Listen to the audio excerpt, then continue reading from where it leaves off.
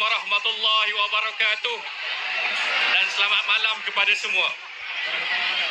Alhamdulillah, setelah kita berhempas pulas hampir 2 bulan, hari ini natijahnya kita lihat di hadapan mata kita. Bagaimana walaupun kita tidak berjaya untuk break the siege, tetapi kita berjaya untuk break the silence. Dan buktinya adalah kehadiran kalian semua yang berada bersama-sama menyambut ketibaan kita di sini. Setiap satu daripada kalian adalah denyut nadi untuk Palestin. Setiap orang yang berada di hadapan saya pada hari ini adalah tunjang kekuatan, dan dengan semangat dan solidariti kalian, kita boleh sampai ke sini pada hari ini. Tetapi jangan lupa, perjuangan kita baru bermula. Mereka yang berada di bumi Gaza pada saat ini, mereka masih lagi dibedil, mereka masih lagi dibunuh, mereka masih lagi dizalimi. Dan duka citanya hari ini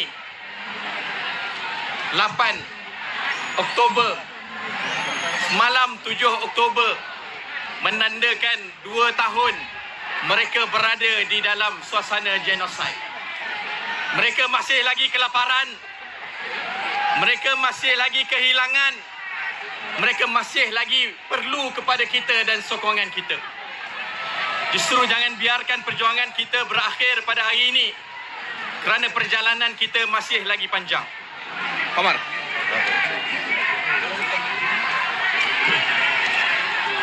Anak ini di usianya 5 tahun telah melalui 2 kali genosid, 2 kali peperangan.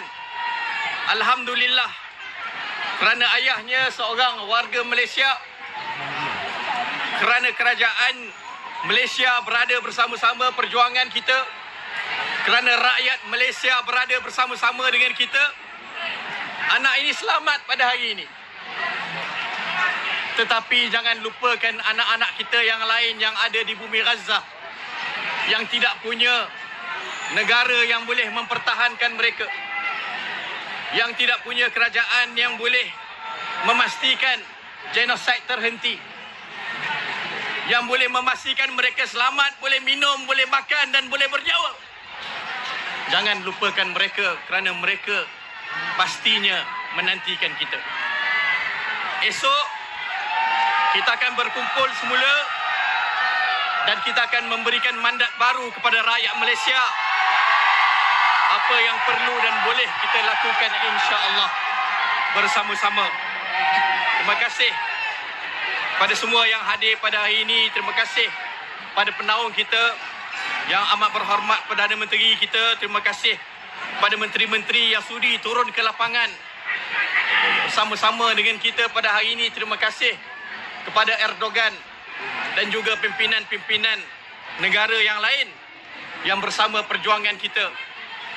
Dan kita sebutkan kepada rakyat Gaza, kita sebutkan, ila ahlina fi qita' Gaza lan natawaqqaf wa sanakunu ma'akum khudhilna bahran walakin sanamdi jawan wa barran hatta nuharrir al-Aqsa wa nuharrir Palestin biiznillah ta'ala.